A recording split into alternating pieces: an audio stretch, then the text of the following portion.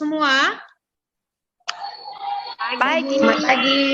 Ya, salam sejahtera bagi kita semua. Hari ini kita akan mendengarkan materi aksi nyata budaya positif yang akan dibawakan oleh Ibu Valentina Ginting dari SMK Swasta Wirausaha Medan. Sebelum kita melanjutkan acara kita awali Zoom kita dengan berdoa sesuai dengan agama dan kepercayaan kita masing-masing. Berdoa dimulai.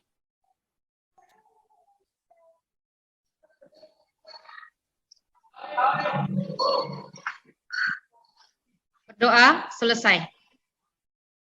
Baik, terima kasih Bapak dan Ibu. Hari ini pemateri kita adalah Ibu Valentina Ginting dengan topik budaya positif. Beberapa subtopik yang akan dibawakan oleh Ibu Valentina Ginting adalah yang pertama disiplin positif, yang kedua adalah nilai-nilai kebajikan universal, yang ketiga adalah 5 posisi kontrol, yang keempat adalah segitiga restitusi, yang kelima adalah keyakinan kelas, dan yang keenam adalah kebutuhan dasar manusia. Kita tidak akan berlama-lama, kita serahkan kepada pemateri kita Ibu Valentina Ginting untuk memaparkan aksi nyatanya pada saat ini. Silakan Ibu Valentina Ginting. Terima kasih Ibu Debo Simbolon. Salam dan bahagia. Assalamualaikum warahmatullahi wabarakatuh. Salam, damai, sejahtera. Om Swastiastu, Namo Buddhaya. Salam kebajikan, rahayu untuk kita semua di ruang virtual ini. Sebelumnya saya ucapkan banyak terima kasih kepada Bapak dan Ibu Guru yang sudah memberikan waktu untuk bersama kita, bersama-sama di sini belajar bersama secara daring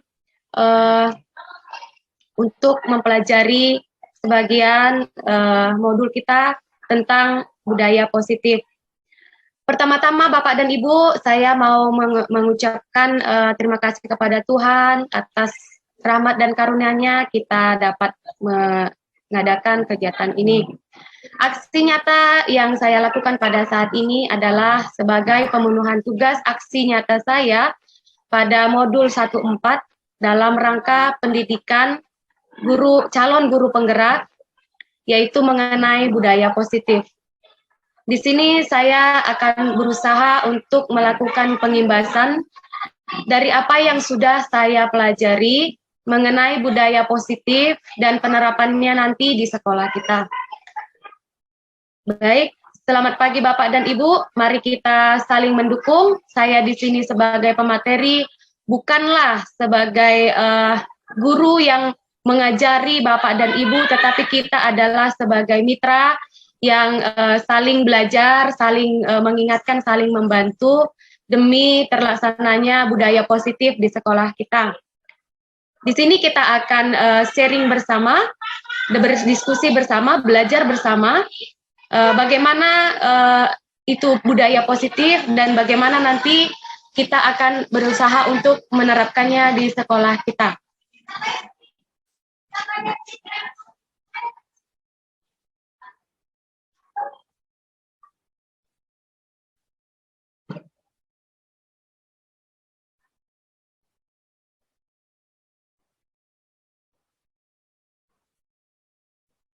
Ya, kita akan memasuki materi kita, yaitu pengimbasan pemahaman budaya positif di sekolah kita.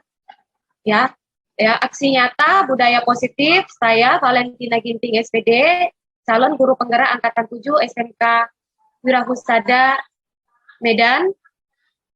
Nah, tadi sudah diberitahukan oleh moderator kita, materi kita pada saat ini yang pertama adalah disiplin positif dan nilai-nilai kebajikan universal, diikuti dengan 5 posisi kontrol, segitiga restitusi, keyakinan kelas, dan kebutuhan dasar manusia.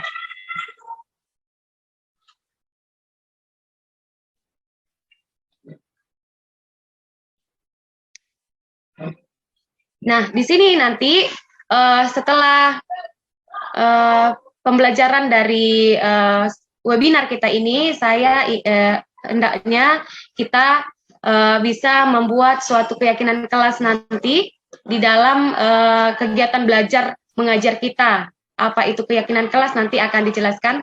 Tapi sebelum kita mulai kegiatan webinar kita, di sini mungkin nanti sudah saya tampilkan Bapak dan Ibu keyakinan kelas yang mungkin saya rasa kita akan buat selama kita mengadakan webinar ini. Untuk selanjutnya nanti mungkin masing-masing para guru nanti bersama murid itu mengambil kesepakatan bersama keyakinan kelas apa-apa saja supaya dalam pembelajaran nanti bisa berjalan dengan lancar. Nah, keyakinan kelas dalam kegiatan kita ini yang pertama yang mungkin sudah saya buat, mari kita tepat waktu dan saling menghargai. Kedua, serius, santai, bahagia, sopan, semangat, dan diselingi humor. Ya, jadi jangan terlalu kaku sekali. Yang ketiga, nanti Bapak dan Ibu jika hendak memberikan pendapat atau memberikan sharing atau juga bertanya, maka silakan menekan tombol raise hand jika hendak menyampaikan pendapat. Kemudian nanti setelah dipersilakan oleh moderator, maka Bapak dan Ibu dipersilakan untuk menyampaikan pendapat atau pertanyaan Bapak dan Ibu. Selanjutnya adalah mematikan mikrofon, di mute ya Bapak Ibu saat pemateri menyampaikan materinya, supaya ini tujuannya nanti sound atau suara dari kegiatan kita ini jelas, dan juga perlu saya beritahukan kepada Bapak dan Ibu bahwa ini kegiatan kita ini direkam untuk keperluan tindakan aksi nyata saya. Nah, seperti yang sudah diberitahukan oleh Ibu Debo tadi, Bapak dan Ibu, tadi Ibu moderator kita sudah memberitahukan bahwa budaya positif itu ada beberapa submaterinya. Yang pertama adalah disiplin positif dan nilai-nilai kebajikan universal. Selanjutnya adalah 5 posisi kontrol, segitiga restitusi, keyakinan kelas, dan kebutuhan dasar manusia.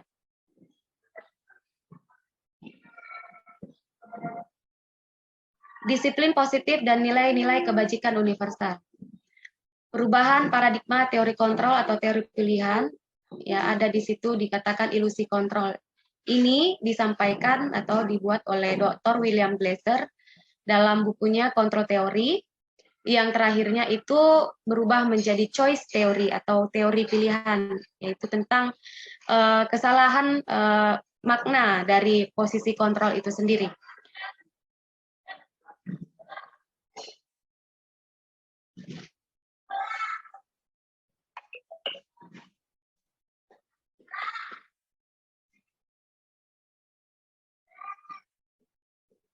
Nah, di sini ada 4 yang disampaikan oleh Dr. William Glasser dalam kontrol teori atau choice teori. Yang pertama adalah ilusi guru mengontrol murid. Teori kontrol ini menyatakan bahwa setiap perilaku memiliki tujuan bahkan terhadap perilaku yang tidak disukai. Jadi di sini posisinya guru itu mengontrol murid, senang tidak senang, suka tidak suka, siswa tersebut, murid tersebut harus mengikuti apa yang dikatakan oleh guru. Nah, itu yang pertama. Yang kedua adalah ilusi bahwa kritik dan membuat orang merasa bersalah dapat menguatkan karakter. Itu menggunakan kritik dan rasa bersalah untuk mengontrol murid menuju pada identitas gagal. Mereka belajar untuk merasa buruk tentang diri mereka. Ya, seperti aduh nak, kamu terlambat seperti ini. Ini berakibat pada konsentrasi ibu banyak kerjaan, ibu jadinya banyak pikiran. Nah, ini membuat rasa bersalah kepada anak dan tidak cocok untuk dilakukan untuk penguatan karakter pada anak. Ketiga adalah ilusi bahwa semua penguatan positif efektif dan bermanfaat. Penguatan positif atau bujukan adalah bentuk-bentuk kontrol segala usaha untuk mempengaruhi murid agar mengulangi suatu perilaku tertentu. Adalah suatu usaha yang mengontrol murid tersebut dalam jangka waktu tertentu, kemungkinan murid tersebut akan menyadarinya dan mencoba untuk menolak wujukan kita, atau bisa jadi murid tersebut menjadi tergantung pada pendapat sang guru untuk berusaha. Yang keempat adalah ilusi bahwa orang dewasa memiliki hak untuk memaksa. Nah, ini dia. Perilaku memaksa tidak akan efektif untuk jangka waktu panjang dan sebuah hubungan permusuhan akan terbentuk. Karena kita ingin pembelajaran itu nyaman, semangat, anak-anak kita usahakan supaya tidak merasa ada terpaksa, mereka siap, senang untuk menerima pembelajaran dari kita. Begitu ya Bapak Ibu ya. Jadi anak-anak tidak ada merasa terpaksa, itu yang diminta. Nah, siapa sesungguhnya yang memiliki kontrol? Nah, ini ada stimulus respon, ada teori kontrol dan pilihan. Nah, selama ini yang saya amati, yang sering kita coba itu adalah stimulus respon, yaitu yang lebih kepada diri kita sendiri gitu. Dan bisa Bapak dan Ibu baca pada teori kontrol atau pilihan ini lebih luas cakupannya. Nah, kita lihat dulu poin pertama, nomor 1, kita mencoba mengubah orang ya, kita mencoba mengubah orang agar berpandangan sama dengan kita. Nah, ini tadi posisi kontrol tadi. Jadi kalau harus seperti yang kita inginkan gitu. Jadi anak-anak itu wajib apapun yang kita katakan itu harus sesuai dengan apa yang mau kita inginkan gitu. Nah, pada teori kontrol atau pilihan ini jangkaunya lebih luas, yaitu kita berusaha memahami. Nah, kita memahami anak tersebut ya. Kita berusaha memahami pandangan orang lain tentang dunia. Jadi perspektifnya itu lebih luas. Kita mulai juga dari bagaimana memahami pandangan orang lain gitu. Tidak kita mulai dari diri kita sendiri dahulu. Yang kedua, kita lihat stimulus respon. Nah, jika di bagian kedua ini, kita mencoba mengubah orang agar berpandangan sama dengan kita, hampir sama dengan poin pertama tadi. Nah, pada teori kontrol, semua perilaku memiliki tujuan. Jadi, kita percaya bahwa sesuatu terjadi itu ada tujuan, ada sebabnya, ada kejadian yang mungkin melatar belakangi kenapa perilaku tersebut terjadi. Begitu ya Bapak Ibu. Yang ketiga, orang lain bisa mengontrol saya. Nah, ini kebiasaan kita, ya mungkin kita pernah menjadi seseorang siswa, murid, yang juga dikontrol oleh orang lain atau guru dan lain-lain. Nah, pada bagian teori kontrol pilihan ini, kita harus menyadari bahwa kita ini tidak bisa mengontrol orang lain.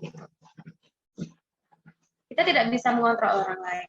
Selanjutnya, pemaksaan ada pada saat bujukan gagal. Nah, ketika kita mengarahkan anak-anak, ayo nak, kita seperti tadi tuh, kita kebersihan dulu segala macam. Nah, setelah itu gagal, maka kita melakukan pemaksaan. Nah, ini kurang tepat ya Bapak Ibu, ya.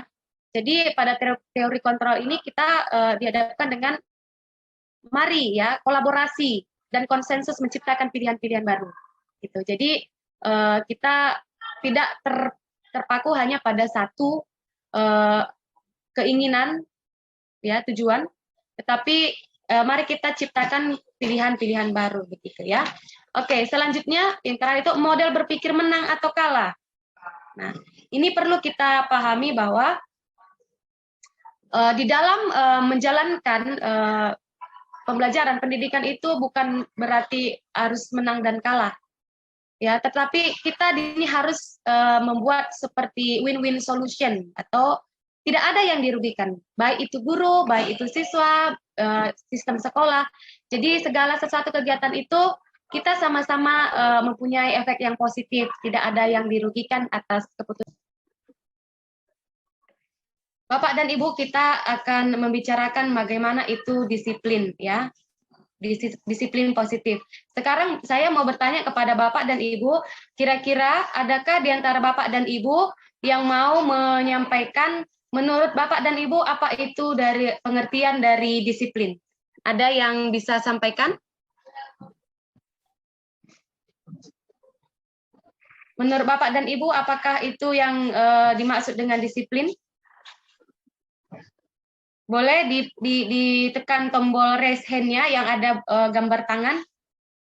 Kira-kira menurut Bapak dan Ibu itu apa disiplin?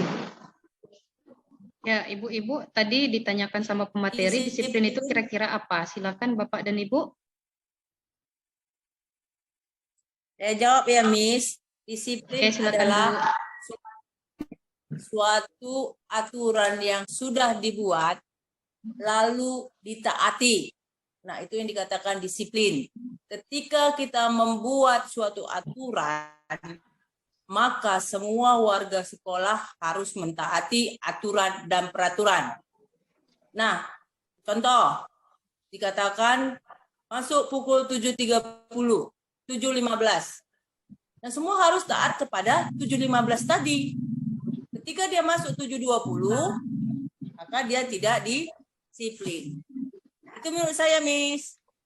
Terima kasih. Baik, Ibu Linda, terima kasih buat jawabannya. Iya, kita memang selama ini selalu berpikiran bahwa disiplin itu adalah salah satu bentuk dari pelaksanaan dari aturan yang sudah kita buat ya, Bapak Ibu. Ya, oke, baik. Terima kasih kepada Ibu Linda. Nah, di sini saya mau mengatakan bahwa benar dalam budaya kita seringkali disiplin itu bermakna peraturan atau melakukan sesuatu untuk mendapatkan kepatuhan, cenderung terasa ketidaknyamanan. Mendengar kata disiplin saja atau peraturan sering membuat kita atau murid merasa terkekang, terpaksa, takut dihukum, takut mendapat malu, dan sebagainya. Makna disiplin adalah belajar kontrol diri dengan menggali potensi kita agar tercapai tujuan mulia, yaitu sesuatu menjadi seseorang yang kita inginkan berdasarkan nilai-nilai yang kita hargai. Nah, itu dia ya, makna disiplin.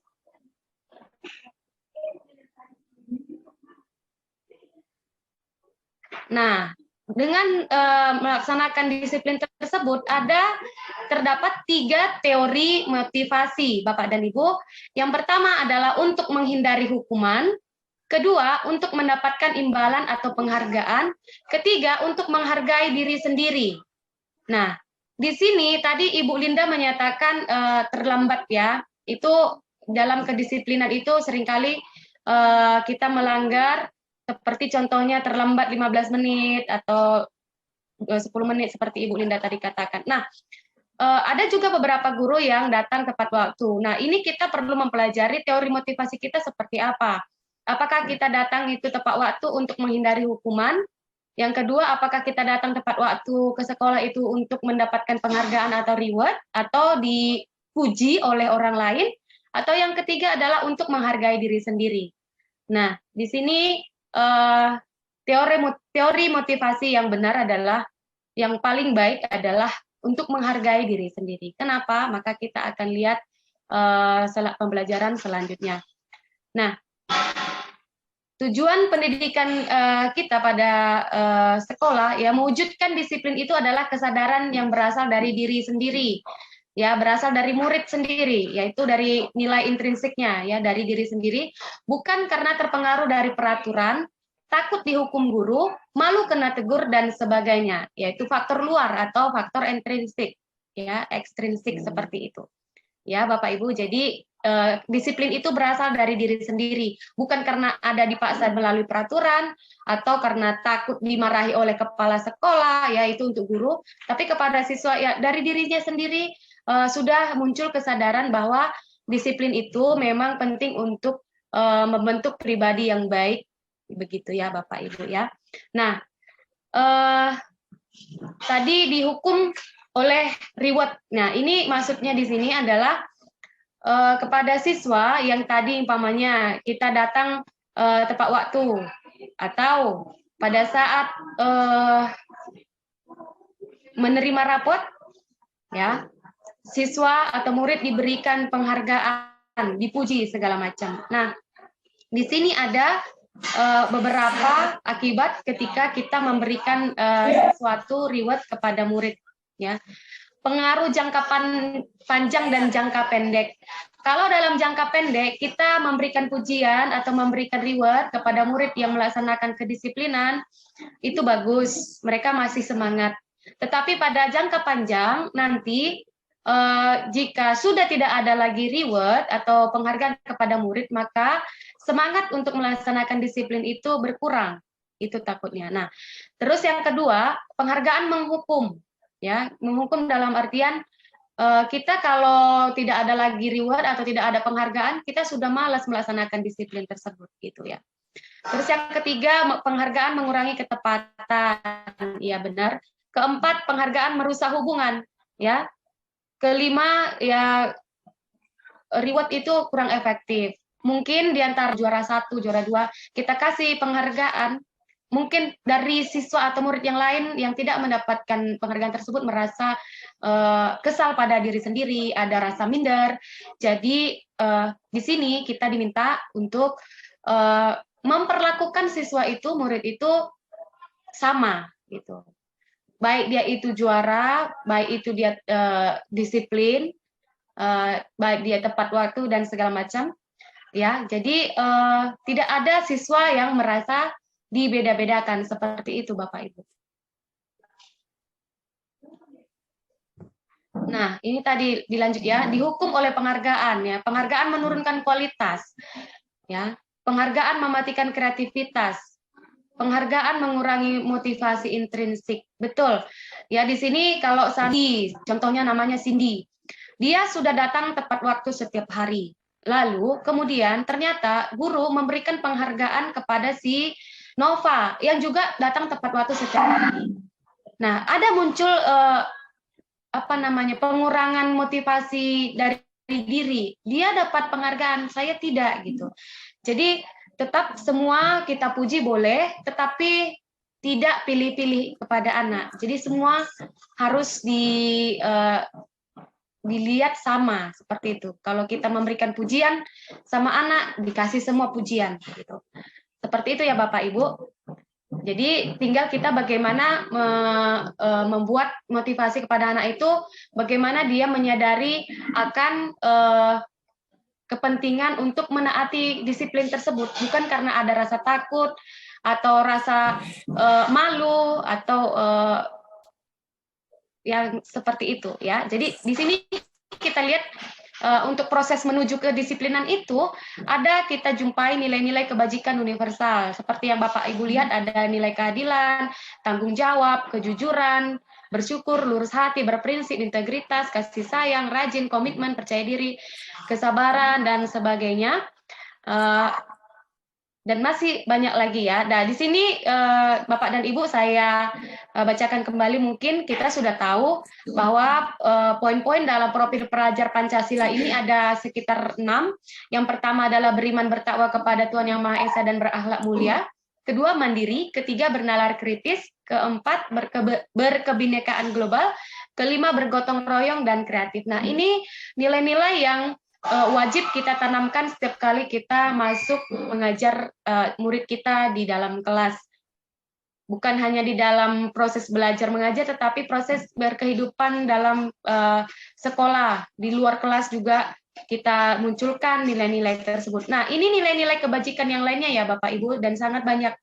Nanti soft copy-nya nanti saya kirim, nanti kita lihat. Nah, ini yang nilai-nilai kebajikan yang kita undang, kita perlihatkan kepada anak-anak bagaimana dalam konteks pelaksanaannya. Nah, itu yang perlu kita kondisikan kepada murid-murid kita. Nah, ini banyak sekali, ada peduli, rajin, integritas, rasa hormat, keterserangan, keberanian, kebahagiaan, pengertian, dan sebagainya. Banyak sekali Bapak Ibu.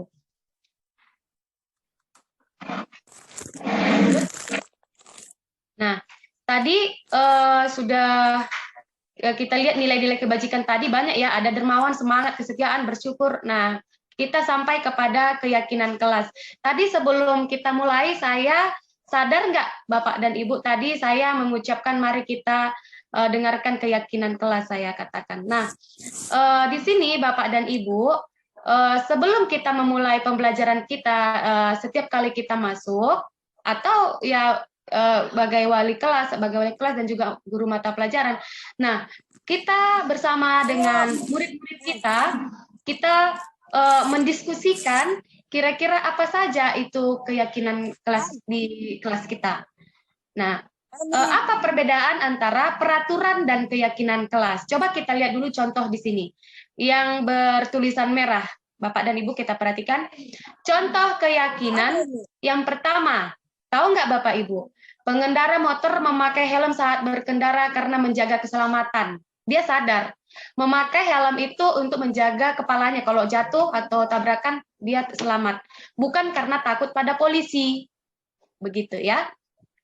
Keyakinan seperti itu contohnya. Yang kedua, murid-murid memakai masker untuk menjaga kesehatan tanpa disuruh guru, tanpa disuruh orang tua. dia tidak lupa setiap hari itu menggunakan masker. Nah, dia sudah sadar betul bahwa menggunakan masker itu akan menghindarkan dia dari virus atau penyakit seperti itu. Nah, sedangkan peraturan adalah yang pertama, buang sampah pada tempat sampah karena takut ditegur. Nanti dilihat Ibu Valentina, nanti saya dihukum. Nah, ini masih dalam bentuk peraturan. Ya, taat atau disiplin terhadap peraturan karena takut seperti ini. Ya, yang kedua, hadir tepat waktu karena malu ditegur depan kawan-kawannya. Nah, ini masih belum menjadi keyakinan, ya. Ini masih dalam bentuk peraturan, ya Bapak Ibu. Nah, coba kita lihat ada gambar yang sudah saya tampilkan di sini. Ini adalah anak-anak 12 farmasi, ya. Ada sudah keyakinan kelas yang sudah dibuat. Yang pertama, hadir tepat waktu. Nah, ini sudah kita sepakati dengan murid kemarin, ya. 5S, ya, senyum, sapa, salam, sopan, santun, literasi 15 menit, Jumat bersih, no sara, no bully, English day. Nah, bagaimanakah kita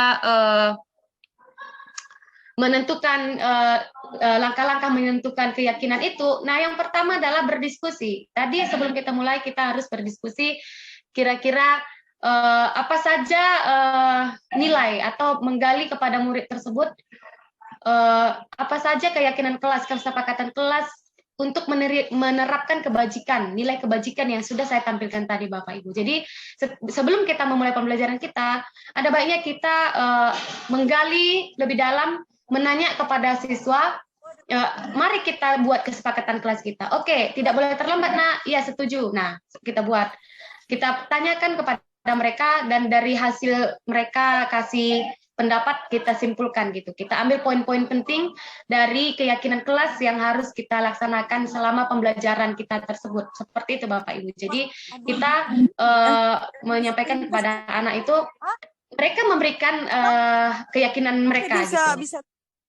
Nilai-nilai mereka, ya, keyakinan mereka. Ya, baik Bapak dan Ibu, mari kita lihat. Ada 5 posisi kontrol yang ditulis oleh Diane Gossen dalam bukunya Restructuring School Discipline, ya, pada tahun 1998. Yang pertama adalah penghukum, kedua pembuat orang merasa bersalah, ketiga teman, keempat monitor atau pemantau, kelima posisi manajer. Ini ada 5 bagian-bagian bagaimana kita mengontrol murid. Ya, tindakan kita sebagai guru untuk mengontrol tindakan murid. Nah, kita lihat poin-poin masing-masingnya. Yang pertama tadi adalah penghukum. Nah, guru sebagai penghukum. Nah, ini seringkali terjadi. Ya, kita guru sebagai penghukum terhadap murid. Ya, fungsi kontrol guru sebagai penghukum dapat kita lihat dari kalimat seperti ini. Ayo patuhi aturan saya. Kedua, awas saja kalau tidak siap PR-nya ya. Kena kalian. Nah, seperti itu. Yang selanjutnya, kamu selalu saja salah, Nak. Kenapanya ini?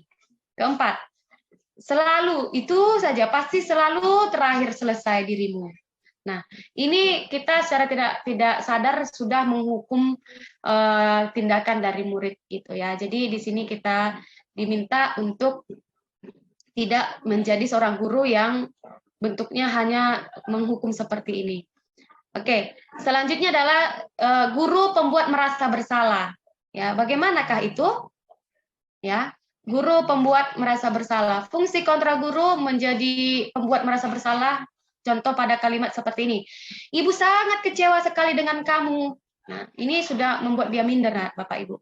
Kedua, berapa kali Bapak harus beritahu kamu ya? Nah, ketiga, gimana coba kalau orang tua kamu tahu kamu berbuat seperti ini? Nah, dalam posisi seperti ini, murid akan memiliki penilaian diri yang buruk terhadap mereka sendiri, terhadap diri mereka sendiri. Jadi muncul nanti rasa minder Bapak dan Ibu. Ya, murid mungkin akan merasa tidak berharga dan merasa sudah mengecewakan orang-orang yang disayanginya. Jadi kita di sini kalau bisa jangan memunculkan kalimat tersebut karena itu akan sangat mengurangi rasa percaya diri. Sedangkan kita inginkan bahwa murid-murid kita percaya diri, bahagia, ya. Proses pembelajaran itu bahagia, seperti itu Bapak dan Ibu. Nah, ada juga ini guru sebagai teman, si guru sebagai teman di sini, fungsi kontrol sebagai teman. Nah, di sini guru pada dasarnya tidak memang menyakiti murid, Tetapi dalam upaya mengontrol murid seperti ini melalui persuasi. Nah, kendalanya adalah seperti kata berikut ini. Pertama, ayo bantulah demi Bapak ya. Nah, itu kalau udah merasa teman, udah bahasanya juga sudah agak berbeda ya. Sudah bukan di antara guru dan murid lagi gitu. Yang kedua, ayo ingat tidak bantuan Bapak selama ini. Nah, sadar nggak Bapak Ibu, kita kadang kalau sudah merasa pernah berbuat baik atau ngasih sesuatu sama murid, tidak lupa itu. Terus bilang, ingat nggak kemarin udah bilang Bapak seperti ini. Nah, itu tidak perlu ya Bapak dan Ibu. Yang ketiga, ya sudah kali ini tidak apa-apa, nanti Ibu bantu bereskan. Nah, jujur saya juga kadang lupa fungsi saya ya, guru sebagai pengontrol ini, udah saya buat sebagai teman saja gitu. Dan rupanya itu tidak cocok Bapak dan Ibu. Nah, selanjutnya adalah yang keempat, ada itu fungsi guru sebagai pemantau. Nah, di sini guru berfungsi itu memantau gimana siswanya, udah disiplin nggak? Nah, pada saat ini fungsi kita mengawasi, kita bertanggung jawab terhadap perilaku orang-orang yang kita awasi tersebut. Nah, posisi pemantau berdasarkan peraturan-peraturan dan konsekuensi. Nah, peraturan tadi sudah ada jelas, dan konsekuensi. Nah, kalau konsekuensi sudah kita buat peraturan, lalu dia melanggar, maka kita kasih konsekuensi. Nah, di sini ada kata-kata yang mencerminkan kita itu masih sebagai guru, sebagai pemantau. Yang pertama adalah peraturannya apa, Nak? Yang kedua, apa yang telah kamu lakukan? Yang ketiga, sanksi atau konsekuensinya apa? Nah, di sini pemantau biasanya itu dilaksanakan oleh ibu atau bapak guru BK, ya. Itu sifatnya biasanya di sini fungsinya adalah sebagai guru BK, ya. Oke. Selanjutnya yang kelima, Bapak dan Ibu, ada fungsi kontrol guru sebagai manajer. Nah, ini yang paling ideal menurut zaman sekarang, yaitu guru sebagai manajer adalah posisi di mana guru berbuat sesuatu bersama dengan murid, mempersilahkan murid mempertanggungjawabkan perilakunya, mendukung murid agar dapat menemukan solusi atas permasalahannya sendiri. Ya, posisi kontrol yang paling sempurna di sini adalah guru sebagai manajer.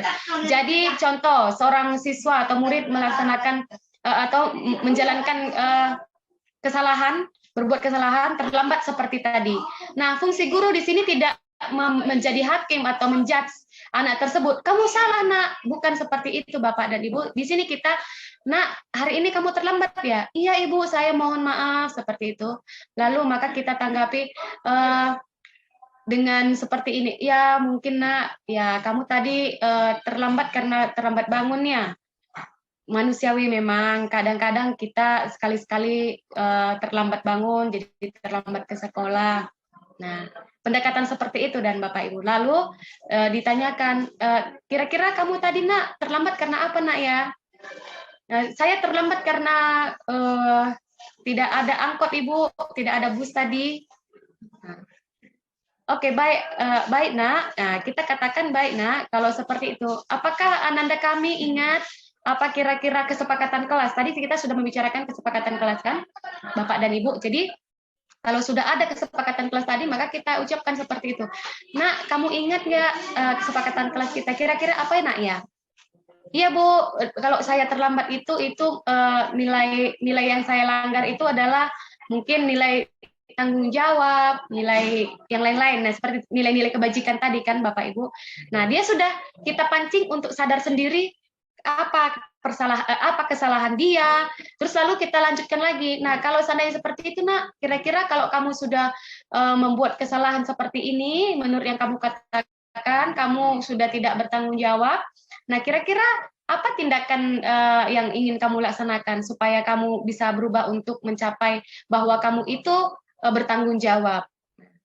Kita biarkan anak-anak atau murid itu berpikir sendiri. Kira-kira kalau dari kesalahan dia itu, kira-kira tindakan apa yang harusnya dia lakukan gitu. Kita mulai penyadaran seperti itu, bukan dengan menyatakan ini peraturan kamu harus laksanakan dan kalau kamu tidak laksanakan maka hukuman seperti ini.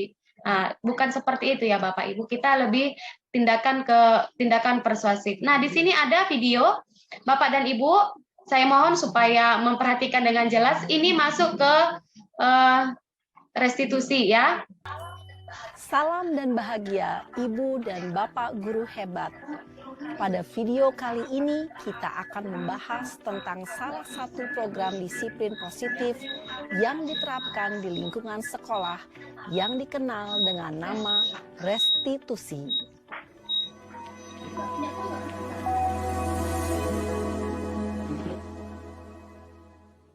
Restitusi dikembangkan oleh pakar pendidikan Diane Gosson, berlandaskan pada teori kontrol Dr. William Glasser.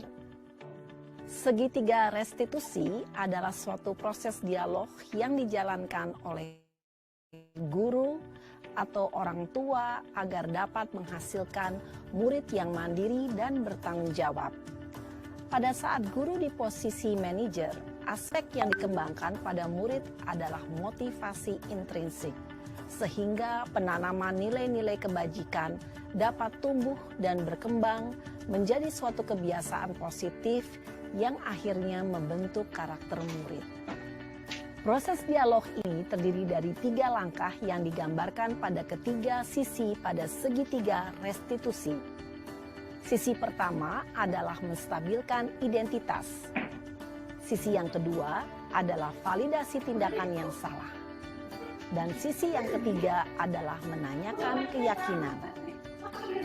Ibu dan Bapak guru, berikut ini akan ditunjukkan bagaimana seorang guru berada dalam posisi manajer menggunakan penerapan segitiga restitusi.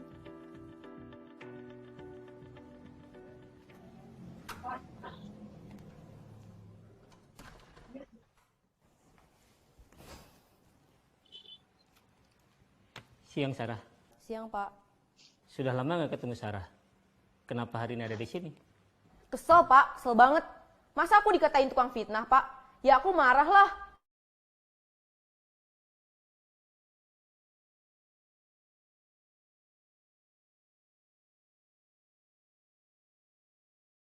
Aku balik ngatain Eka di depan kelas. Kesel banget. Oh, begitu. Ya pasti kamu marah dan kesel. Kemudian, pada saat itu, kamu mau melakukan apa? Ya saya langsung ngatain Eka lah, Pak. Kesel banget. Saya bentak-bentak dia depan teman-teman lain. Oh, begitu. Pasti kamu melakukan seperti itu karena suatu alasan tertentu, bukan?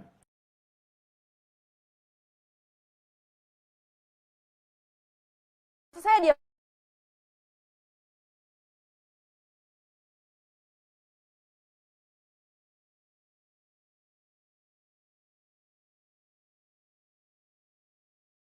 saja, Pak. Ya saya bela diri lah. Membentak-bentak. Iya, saya pasti bela diri lah. Ya, pasti ya. Tapi kamu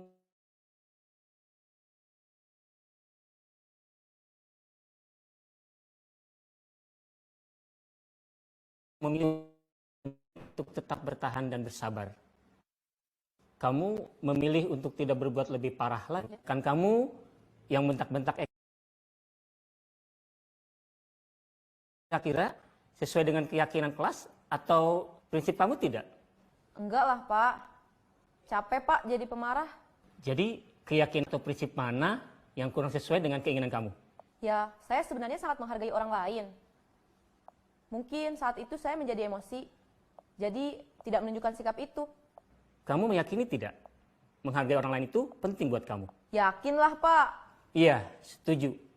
Kita harus saling menghargai. Namun, ada juga keyakinan yang kita sepakati yang perlu kita jalankan apabila kita sedang marah, bukan? Ya, saya bisa lebih proaktif, mulai dengan diri sendiri. Saya bisa jadi lebih bersabar, mengambil waktu jeda untuk berpikir mau apa selanjutnya. Kira-kira kamu bersedia memperbaiki masalah ini tidak? Bersedia, Pak. Kalau kamu memperbaiki masalah ini, kamu akan menjadi orang seperti apa? Saya akan menjadi orang yang bertanggung jawab kali ya, Pak. Dan senantiasa proaktif. Iya, menurut kamu bagaimana rasanya menjadi orang seperti itu? Ya nyaman lah, bangga bisa bersabar dan menahan diri. Baiklah kalau begitu. Yuk kita pikirkan bagaimana memperbaiki masalah ini.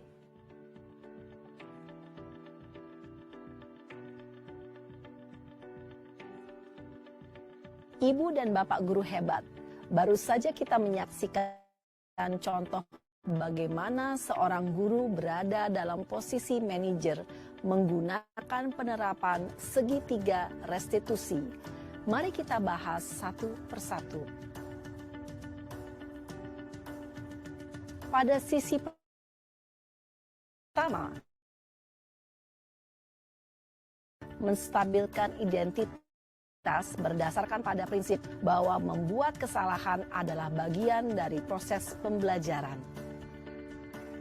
Sisi pertama dari segitiga ini berperan menggeser identitas murid dari identitas gagal ke identitas sukses.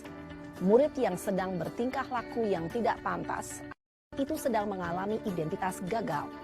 Bila kita mengkritiknya, maka posisinya tidak akan berubah. Kita bisa mengajukan pernyataan-pernyataan ini. 1. Membuat kesalahan sesuatu yang wajar.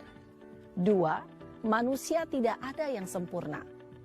3. Kita bisa memperbaiki masalah ini. 4. Saya tidak menanyakan kesalahannya. Saya lebih fokus bagaimana memperbaiki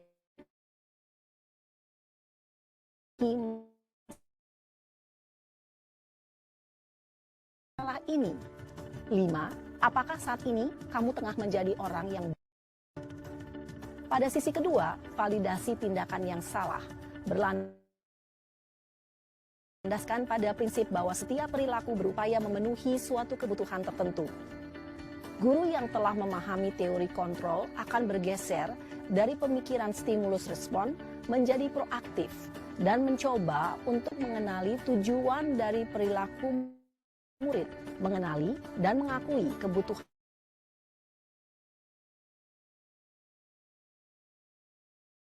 murid ini dapat memperbaiki hubungan dengan murid tersebut. Pernyataan atau pertanyaan bisa disampaikan dengan nada suara tidak menghakimi atau memojokkan, sehingga dapat mengembalikan murid pada posisi positif. 1. Kamu bisa saja bertindak lebih gegabah lagi dari ini. 2. Bukan melakukannya tanpa suatu alasan tertentu. 3. Kamu melakukannya karena mempertahankan sesuatu yang penting bagimu. 4. Mungkin kamu bisa mempelajari suatu perilaku baru yang lebih efektif. Bersediakah kamu mempelajarinya? Selanjutnya, kita akan simak sisi terakhir, yaitu menanyakan keyakinan. Teori kontrol menyatakan bahwa pada dasarnya kita termotivasi secara intrinsik. Pada saat perilaku yang salah telah divalidasi dan identitas sukses telah stabil, maka murid telah siap mengaitkan keyakinan-keyakinannya dengan tindakannya yang salah dan pemikirannya telah bergeser ingin menjadi orang yang dituju. Pertanyaan-pertanyaan ini dapat mengaitkan keyakinan-keyakinan yang dianut murid. 1. Sebagai keluarga atau kelas, apa yang kita yakini? 2. Nilai-nilai apa yang telah kita sepakati? 3. Seperti apa gambaran sebuah kelas yang ideal bagi kamu? 4. Kamu ingin menjadi orang seperti apa?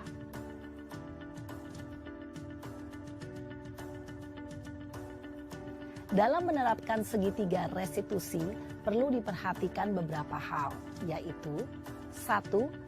Perilaku yang salah perlu dikaitkan dengan nilai-nilai atau keyakinan-keyakinan yang telah disepakati atau dituju.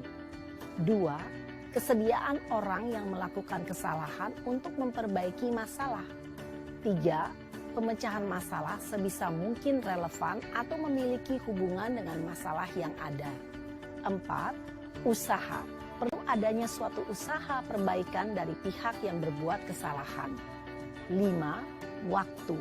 Perlu didedikasikan waktu dari pihak yang berbuat kesalahan. Tanyakan kapan akan mulai diberlakukan usaha untuk memperbaiki masalah. Dengan memahami struktur penerapan segitiga restitusi, diharapkan guru dapat menerapkan posisinya sebagai manajer dengan mengajukan pertanyaan-pertanyaan bermakna yang dapat membuat murid menjadi lebih percaya diri, bertanggung jawab, dan mandiri. Nah, Ibu Bapak Guru perlu tidaknya mengikuti ketiga tahapan dalam segitiga restitusi bergantung pada ringan beratnya suatu permasalahan. Misalnya, bila permasalahan tersebut ringan, maka tidak perlu dijalankan secara berurutan. Bahkan bisa semudah menanyakan apa keyakinan yang kita sepakati. Dengan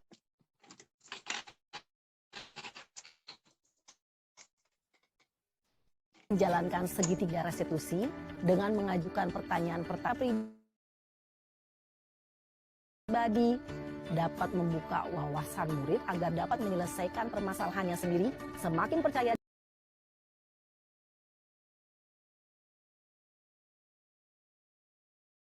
hebat.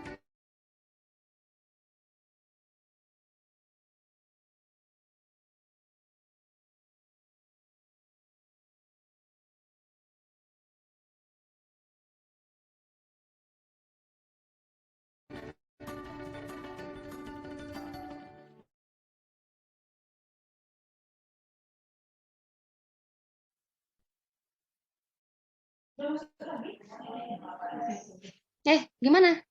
Gimana ini? Bentar ya. Udah membuat terpotong. murid menjadi Tadi lebih sebentar. percaya diri, bertanggung jawab, dan mandiri. Iya, ya. Nah, Ibu Bapak Guru perlu tidaknya mengikuti ketiga tahapan dalam segitiga restitusi bergantung pada ringan beratnya suatu permasalahan. Misalnya, bila permasalahan tersebut ringan, maka tidak perlu dijalankan secara berurutan. Bahkan bisa semudah menanyakan apa keyakinan yang kita sepakati. Dengan menjalankan segitiga restitusi, dengan mengajukan pertanyaan-pertanyaan mandiri dan merdeka. Salam dan bahagia, Ibu Bapak Guru hebat.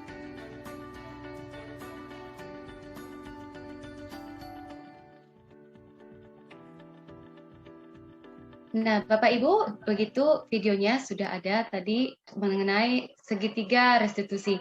Nah, seperti yang sudah kita lihat di video tadi, itu ada 3 bagian: validasi kesalahan, kedua menstabilkan identitas, yang ketiga menanyakan keyakinan.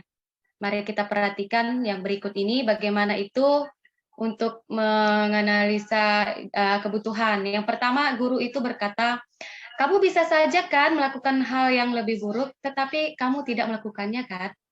Kamu pasti punya alasan mengapa melakukannya. Apa yang penting bagi kamu? Kamu boleh tetap berusaha menjaga sikap itu, tapi tambahkan sikap yang lain yang baru. Atau seperti ini Bapak Ibu, maukah kamu belajar cara lain untuk mendapat yang kamu butuhkan tanpa harus memukul? Atau satu lagi, apakah kamu bisa melakukan dengan lebih baik besok lagi? Nah, ini dia untuk mengidentifikasi kebutuhan tadi ya. Dilanjutkan kedua, yaitu menstabilkan identitas. Mari kita perhatikan Bapak Ibu, kita dapat berkata seperti ini kepada murid kita, berbuat salah itu hal yang manusiawi. Artinya di sini kita menguatkan murid bahwa ketika kita atau siswa tersebut melakukan tindakan kesalahan, ya manusiawi. Ya, kalau tidak disengaja juga. Yang kedua itu tidak ada manusia yang sempurna. Atau kita katakan juga kita pasti bisa menyelesaikan permasalahan ini dan selanjutnya. Jadi di sini Bapak Ibu kita ambil sikap positif ya terhadap kejadian yang mungkin ada pelanggaran ataupun ketidakdisiplinan yang dijalankan oleh siswa tersebut. Yang ketiga adalah menanyakan keyakinan. Tadi sudah Bapak Ibu lihat bahwa seperti kelas 12 farmasi tadi sudah membuat keyakinan kelas. Jadi di dalam keyakinan kelas itu terdiri dari nilai-nilai kebajikan. Nah, di sini Bapak dan Ibu boleh menanyakan ketika pelanggaran tersebut terjadi, apa nilai yang kita percaya di kelas kita atau di sekolah kita, atau nilai-nilai universal apa yang telah kita sepakati melanggar peraturan tersebut. Atau kelas yang ideal itu seperti apa sih, Nak? Atau kamu ingin menjadi anak yang seperti apa?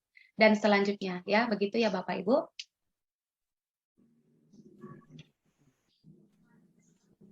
Yang terakhir adalah kebutuhan dasar manusia.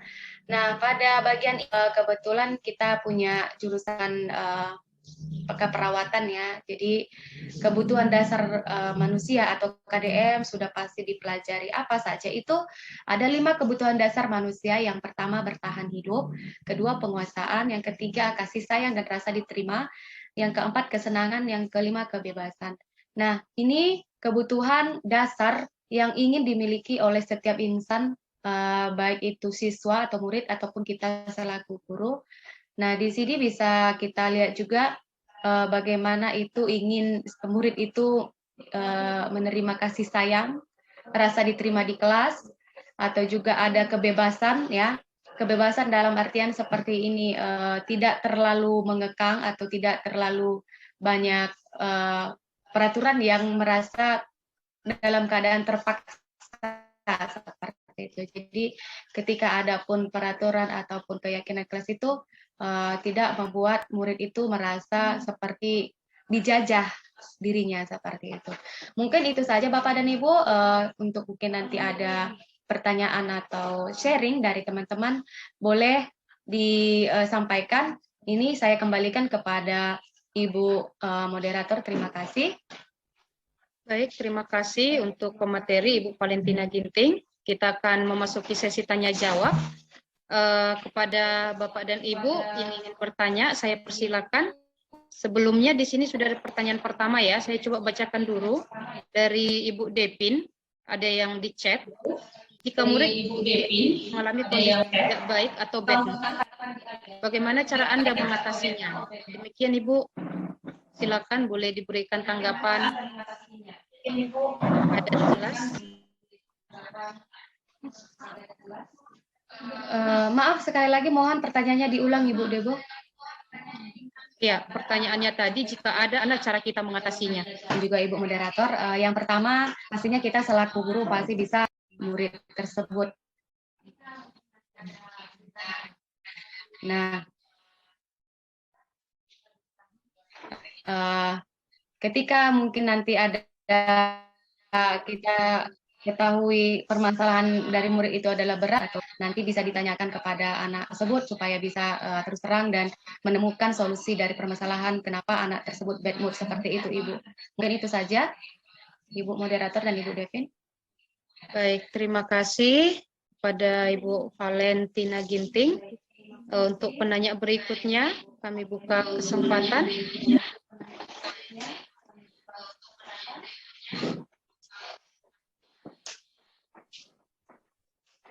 Ada penanya berikutnya? Saya mau bertanya. Ya, Ibu Ernita. Saya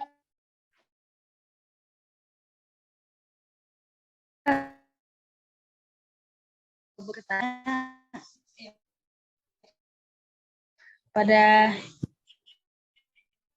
Ibu, kan guru penggerak angkatan ke-7 ini. Terima kasih.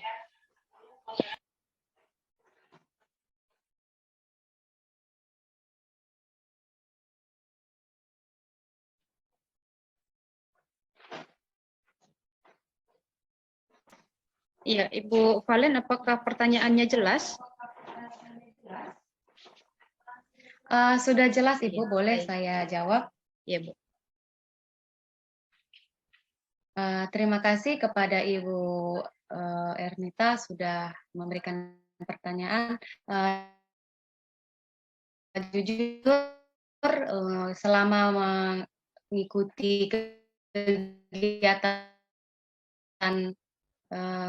pendidikan guru penggerak ini adalah suatu hal kehormatan bagi saya sangat senang sama guru di sekolah lain, dan mereka kita punya masalah di sekolah ataupun saya ada kendala dalam diri saya selaku profesional sebagai guru, saya sering bertukar pikiran dengan teman-teman dari calon guru penggerak angkatan ke-7 ini, dan mereka juga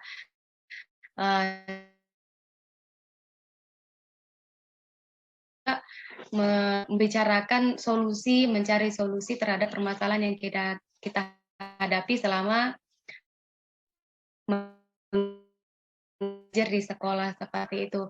Yang jelas saya ingin mengajak semua, mari ikuti guru penggerak ini ya, pendidikan guru penggerak ini karena sangat banyak manfaatnya. Kita ini net kita ya. Lagi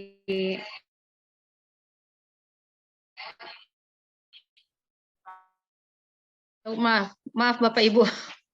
Adakah pertanyaan berikutnya yang ingin Iya, ditanyakan kepada boleh pemateri kita kita, Ibu Valentina diulangi, Ginting? ya.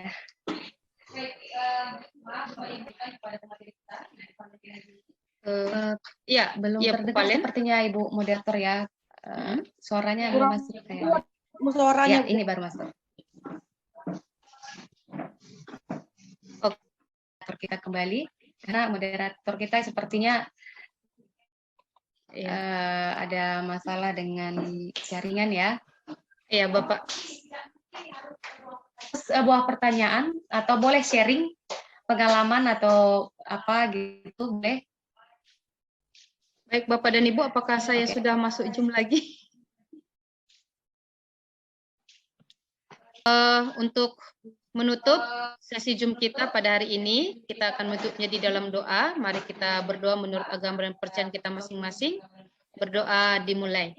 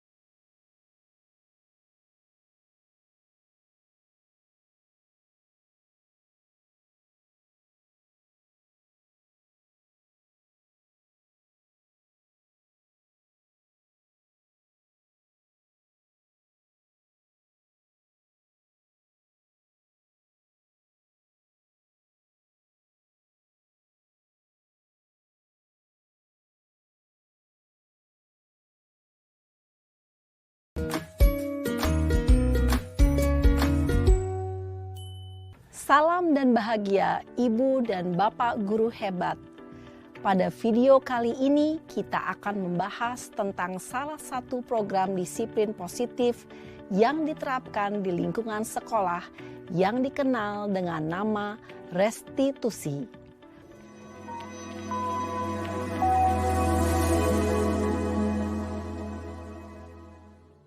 Restitusi dikembangkan oleh pakar pendidikan Diane Gosson, berlandaskan pada teori kontrol Dr. William Glasser. Segitiga restitusi adalah suatu proses dialog yang dijalankan oleh guru atau orang tua agar dapat menghasilkan murid yang mandiri dan bertanggung jawab. Pada saat guru di posisi manajer, aspek yang dikembangkan pada murid adalah motivasi intrinsik, sehingga penanaman nilai-nilai kebajikan dapat tumbuh dan berkembang menjadi suatu kebiasaan positif yang akhirnya membentuk karakter murid. Proses dialog ini terdiri dari 3 langkah yang digambarkan pada ketiga sisi pada segitiga restitusi. Sisi pertama adalah menstabilkan identitas. Sisi yang kedua adalah validasi tindakan yang salah. Dan sisi yang ketiga adalah menanyakan keyakinan. Ibu dan Bapak guru, berikut ini akan ditunjukkan bagaimana seorang guru berada dalam posisi manajer menggunakan penerapan segitiga restitusi.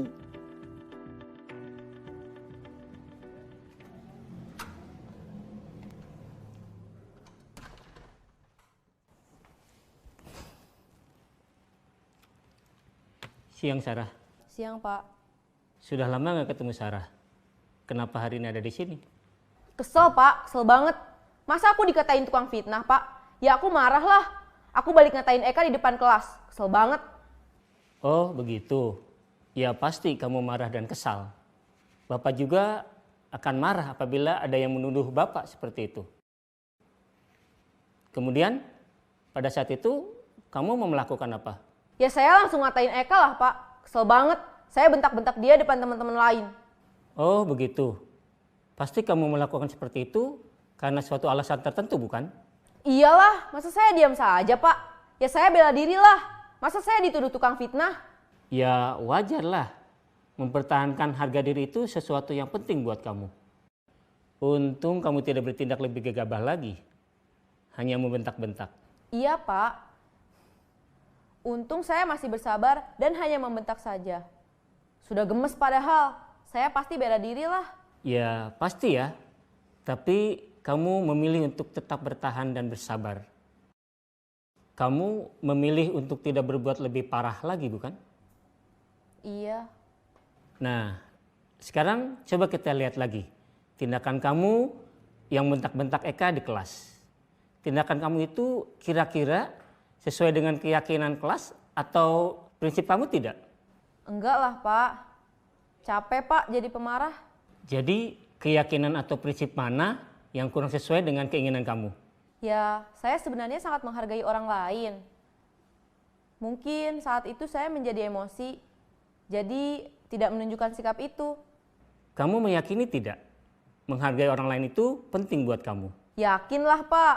Iya, setuju. Kita harus saling menghargai. Namun, ada juga keyakinan yang kita sepakati yang perlu kita jalankan apabila kita sedang marah, bukan? Ya, saya bisa lebih proaktif, mulai dengan diri sendiri. Saya bisa jadi lebih bersabar, mengambil waktu jeda untuk berpikir mau apa selanjutnya. Kira-kira kamu bersedia memperbaiki masalah ini tidak? Bersedia, Pak. Kalau kamu memperbaiki masalah ini, kamu akan menjadi orang seperti apa? Saya akan menjadi orang yang bertanggung jawab kali ya, Pak. Dan senantiasa proaktif. Iya, menurut kamu bagaimana rasanya menjadi orang seperti itu? Ya nyaman lah, bangga bisa bersabar dan menahan diri. Baiklah kalau begitu. Yuk kita pikirkan bagaimana memperbaiki masalah ini.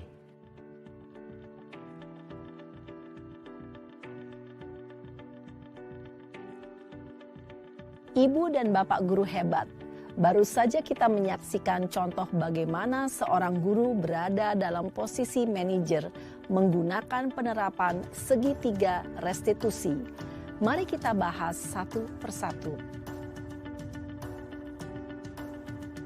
Pada sisi pertama, menstabilkan identitas berdasarkan pada prinsip bahwa membuat kesalahan adalah bagian dari proses pembelajaran. Sisi pertama dari segitiga ini berperan menggeser identitas murid dari identitas gagal ke identitas sukses. Murid yang sedang bertingkah laku yang tidak pantas atau menarik diri saat itu sedang mengalami identitas gagal. Bila kita mengkritiknya, maka posisinya tidak akan berubah. Kita bisa mengajukan pernyataan-pernyataan ini. 1. Membuat kesalahan sesuatu yang wajar. 2. Manusia tidak ada yang sempurna. 3. Kita bisa memperbaiki masalah ini. 4. Saya tidak menanyakan kesalahannya. Saya lebih fokus bagaimana memperbaiki masalah ini. 5. Apakah saat ini kamu tengah menjadi orang yang baik untuk dirimu sendiri? Pada sisi kedua, validasi tindakan yang salah berlandaskan pada prinsip bahwa setiap perilaku berupaya memenuhi suatu kebutuhan tertentu. Guru yang telah memahami teori kontrol akan bergeser dari pemikiran stimulus respon menjadi proaktif dan mencoba untuk mengenali tujuan dari perilaku murid. Mengenali dan mengakui kebutuhan murid ini dapat memperbaiki hubungan dengan murid tersebut. Pernyataan atau pertanyaan bisa disampaikan dengan nada suara tidak menghakimi atau memojokkan, sehingga dapat mengembalikan murid pada posisi positif. 1. Kamu bisa saja bertindak lebih gegabah lagi dari ini. 2. Kamu bukan melakukannya tanpa suatu alasan tertentu. 3. Kamu melakukannya karena mempertahankan sesuatu yang penting bagimu. 4. Mungkin kamu bisa mempelajari suatu perilaku baru yang lebih efektif. Bersediakah kamu mempelajarinya? Selanjutnya, kita akan simak sisi terakhir, yaitu menanyakan keyakinan. Teori kontrol menyatakan bahwa pada dasarnya kita termotivasi secara intrinsik.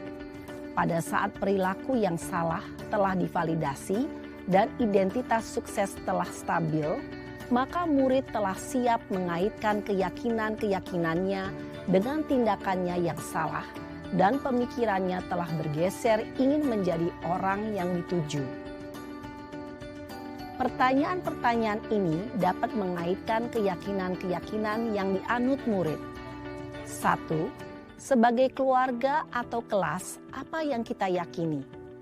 2. Nilai-nilai apa yang telah kita sepakati? 3. Seperti apa gambaran sebuah kelas yang ideal bagi kamu? 4. Kamu ingin menjadi orang seperti apa?